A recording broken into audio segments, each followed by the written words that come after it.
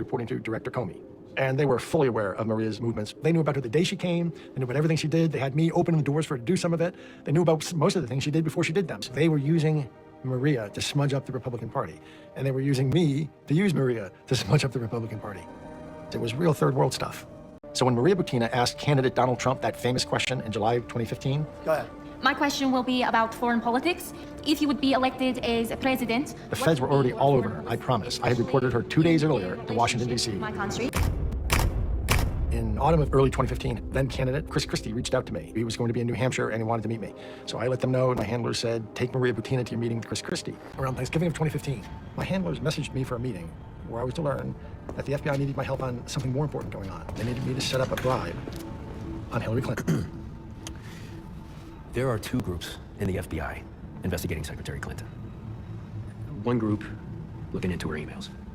It's whitewash. We all know it. But the second group into her finances. And these agents, they really want to get her. We can't have agents running around creating crimes, and our target would be drawn into a trap. You have to be able to prove that that person has performed at least one or more predicate acts. Information has surfaced. She just accepted a rather large donation from a foreign government. You're kidding? From who? Our New York agents used that as the predicate act. Forced Comey to sign off on setting up a sting. Okay. So what am I? Turns out that Azerbaijan wants to bribe Secretary Clinton. Mr. Byrne, you are to create the following end state. Somewhere in this world, there will be a room. Secretary Clinton will step into that room. Our bagman from Azerbaijan will also be in that room. They will spend a total of 10 minutes together, alone, in that room. Then leave separately from that room. All the business I've ever done with the United States government has been done on handshake. Less paper trail, the better. Something like this? Screwing with a federal election? Bribing a presidential candidate? No. For this, I'm gonna need one of those acts, otherwise illegal letters. From the top. I was just with special agent. Don't this place remind you of it, though? Do you remember that game? It's Orfeo at Eurydice. Orpheus and Eurydice? From the myth of Orpheus? Have you even played Doom? Diablo? We've been instructed to inform you that you cannot be given a letter.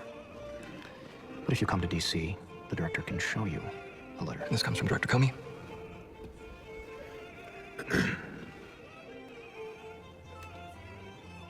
You mean it comes from the director and tell the director and the president that it's good enough for me?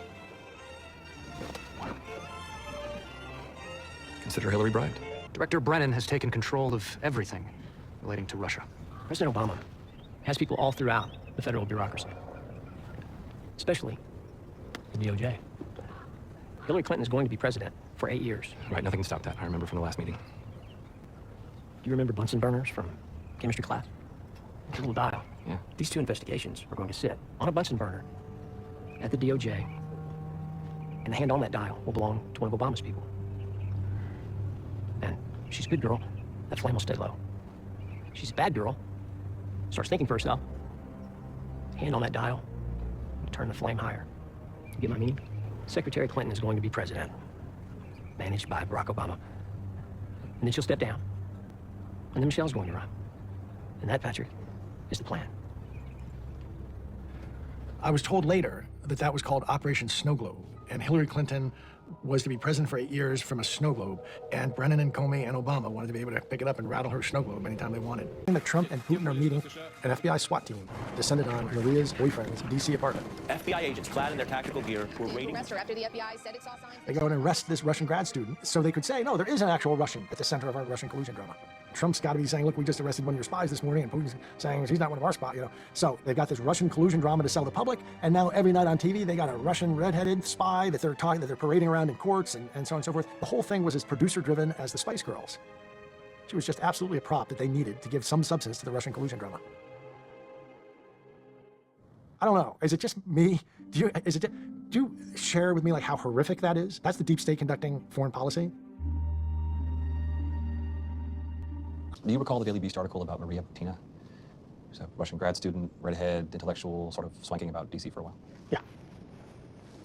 Should she emerge as a central figure in the Russian investigation, then the whole thing's a hoax.